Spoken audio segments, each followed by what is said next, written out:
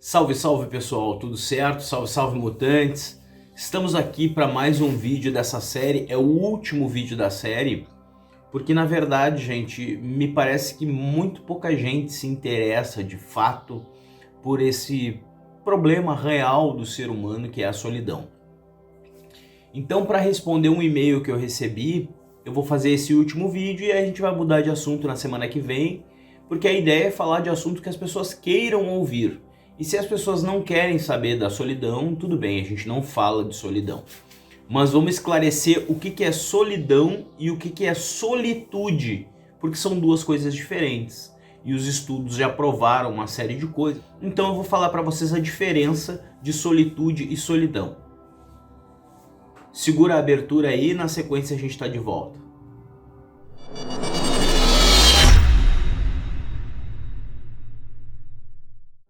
Muito bem, mutantes, voltamos aqui. Se é a tua primeira vez aqui no canal, eu te convido para curtir, compartilhar, marcar o sinetinho lá embaixo para dar o sininho para tu receber as notificações dos novos. E te convido a participar. Manda o teu e-mail, dá a tua opinião, diz o que tu gosta, enfim. Sempre tem um e-mail na descrição aqui para tu poder mandar um e-mail direto. Hoje a gente vai falar a diferença de solidão e solitude, porque de modo geral parece que é a mesma coisa. Afinal de contas é uma pessoa sozinha, mas não é bem assim. Eu vou te trazer uma coisa um pouco mais profunda hoje, da diferença de solidão e solitude. Olha só. E claro que se tu tá aqui há mais tempo, eu te convido para compartilhar esse vídeo para pelo menos uma pessoa, para a gente ampliar o alcance do que a gente está fazendo aqui. Beleza? Vamos lá então, vamos falar primeiro de solidão. Teve um cara aí chamado Paul Johann Oscar Tillich, que esse cara foi um teólogo, um filósofo, enfim, de religiões e tal, e ele escreveu um livro que foi o livro mais conhecido das publicações dele, que é um livro que fala sobre solidão e solitude. Vou te falar sobre esse livro. Afinal, qual é a diferença da solidão para a solitude? Esse cara, o Paul Johann, ele escreveu um livro, então, como eu te disse, o nome desse livro é The Eternal Now, que em português é o Eterno Agora, certo?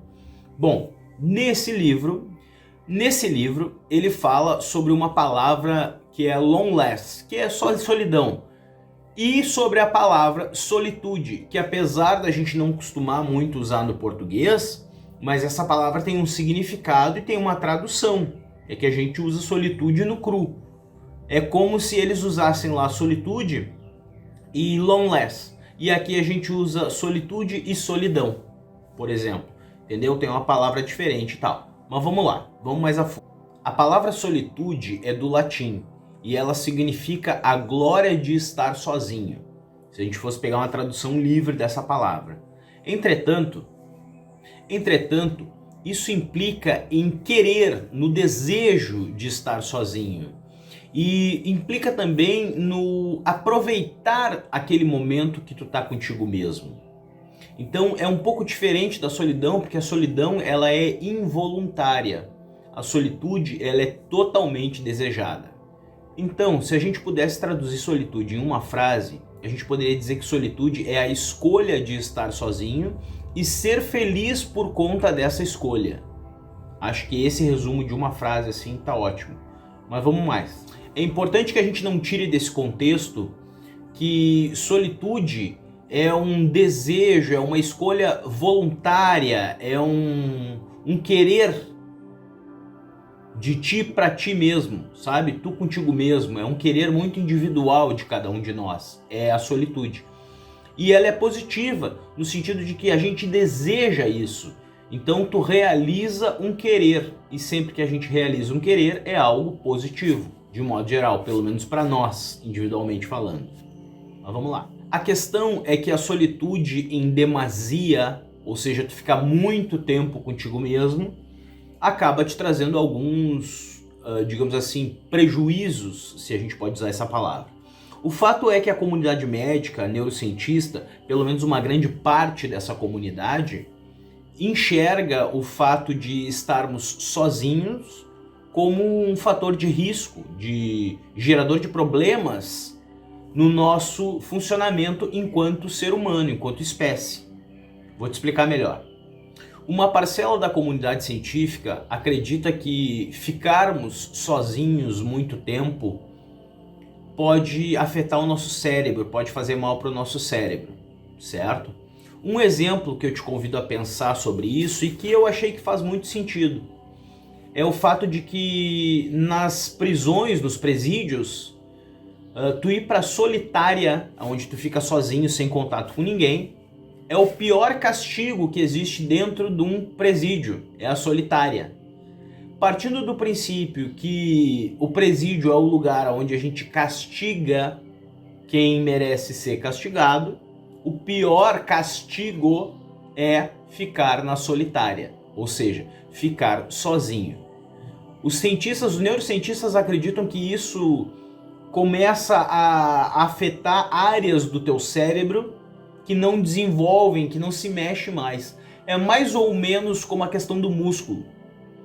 Se tu não fizer nenhum movimento com o músculo, ele vai amolecendo, enfraquecendo, até que ele não consegue mais. Então, para que tudo funcione, e é por isso que a gente diz que a gente tem que se mexer, para que tudo funcione bem, existe a necessidade de que as coisas se movimentem. E quando a gente está isolado, sozinho, por muito tempo, determinadas áreas do cérebro param de funcionar. E esse parar de funcionar pode causar alguns problemas. Mas vamos além. Os neurocientistas insistem que esses problemas acabam sendo gerados porque o ser humano ele é um animal social, ele é um animal para viver em bando, né? Porque nós somos também os animais, né? Não é diferente isso. E o fato é que quando nós vivemos isolados, sozinhos, nós acabamos não botando determinadas atitudes em ação, determinados pensamentos, a gente acaba não movimentando determinadas áreas do cérebro, pelo fato de estarmos sozinhos. A solidão hoje é analisada e estudada como um problema de saúde pública, porque ela pode ser uma pandemia de solidão, certo? E o fato da solidão afetar outras áreas do funcionamento humano, além do cérebro, podem gerar alguns outros problemas, e de modo geral problemas de saúde. As pessoas que ficam sozinhas durante muito tempo, ou pelo menos que estão sentindo a solidão durante muito tempo, elas acabam tendo o seu sistema imunológico afetado, elas acabam tendo uma produção de cortisol maior do que o necessário no seu organismo, e com isso a pessoa começa a ter problemas de estresse, problemas até para emagrecer, acreditem. Uma pessoa que sente solidão, ela tem dificuldade até para conseguir emagrecer. Por incrível que pareça.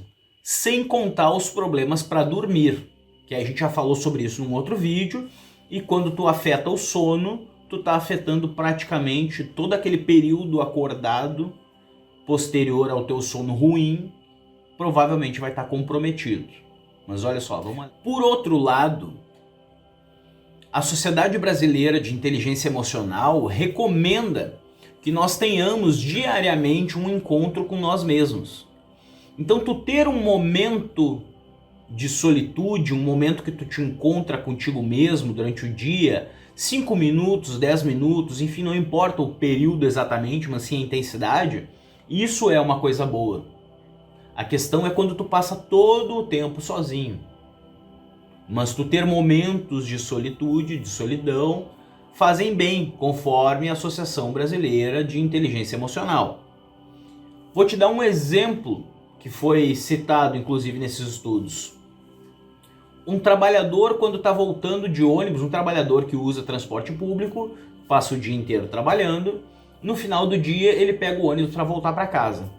Que ele fique 30 minutos nessa viagem de ônibus. Esses 30 minutos que ele está no ônibus sozinho servem para que ele possa conversar com ele mesmo. Então tu imagina, se as pessoas diariamente, ou pelo menos na maioria dos dias, praticassem esse exercício de ter um momento consigo mesmo, dialogando consigo mesmo sobre as suas escolhas, sobre o que aconteceu no dia. Por isso que eu acho que no final do dia, naquele ônibus voltando para casa, pode ser mais rico para essa conversa. Que tu possa dialogar contigo mesmo, perguntar se as tuas opções do dia foram legais, se tu tá indo num caminho bom, se os teus objetivos que tu tá pensando, enfim, conversar com a gente mesmo não é uma coisa muito fácil. Já adianto para vocês. Mas, realmente, com o passar do tempo, essa prática vai acabar te dando mais segurança nas tuas decisões, nas tuas escolhas. Tu vai melhorar muito a tua tomada de decisão a partir do momento que tu te acostumar a conversar contigo mesmo. Não adianta conversar contigo mesmo 1, 2, 3 vezes. Tu precisa criar essa rotina de conversar contigo mesmo. E quando tu cria essa rotina de conversar contigo mesmo, em algum momento do dia, não precisa ficar que nem um louco o tempo todo falando sozinho, mas em algum momento do dia, se tu tiver um papo legal contigo mesmo, daqui um tempo em que isso virou um costume, um hábito, tu vai ter muito mais segurança, tu vai te sentir muito mais seguro, tu vai te sentir muito mais tranquilo na hora de fazer escolhas, na hora de tomar decisões. Porque tu conhece a ti mesmo e, consequentemente, as tuas decisões vão ser mais acertadas dentro daquilo que tu acha que é o correto e o que não é correto, na tua opinião. Agora vamos falar de solitude, tá? A solitude é uma palavra que envolve desejo, vontade. Está relacionada diretamente a uma escolha que tu faz, a uma opção que tu tens e tu escolhe aquela opção. E muitas vezes, quando as pessoas não têm essa opção, elas escolhem, elas desejam estar sozinhas, elas criam um ambiente para estar sozinhas e às vezes é até mental essa criação. Às vezes as pessoas até nem percebem, mas elas estão criando um contexto justamente para estar sozinhas. Algumas vezes, algumas pessoas acham que isso é autossabotagem. Mas entre autossabotagem e solitude existe uma grande diferença. A solitude ela é um desejo objetivo. A autossabotagem é só um desvio para te levar para o outro lado. A solitude, de modo geral, ela é um desejo voluntário e ela tem muito mais relação positiva do que aquela coisa da dor, da solidão, de tu estar abandonado. A solitude não é assim. A solitude ela é positiva. Ela é um desejo. Ela é um caminho que tu tá indo e que tu quer chegar lá. E aí quando tu chega lá, tu realizou um desejo, tu atendeu uma vontade. Então quando a gente realiza as nossas vontades, os nossos desejos, isso sempre é positivo para nós. Pode talvez não ser tão positivo assim para outras pessoas que nos circundam ou que de repente estão envolvidas com a nossa vida. Mas diretamente, para quem busca a solitude, chegar nessa solitude é algo positivo.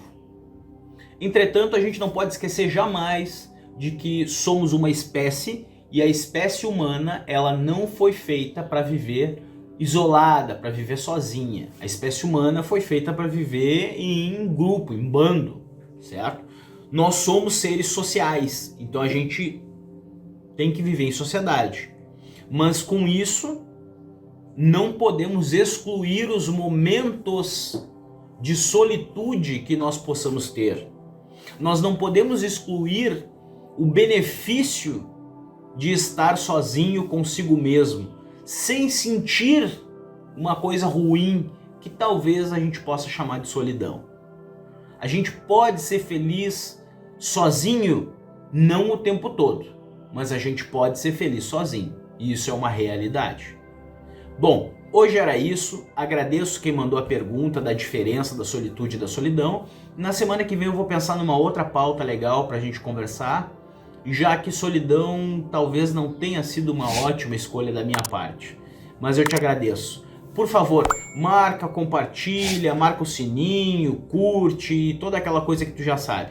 Vai dar uma baita força para mim e pro canal. Beleza? Valeu, tchau!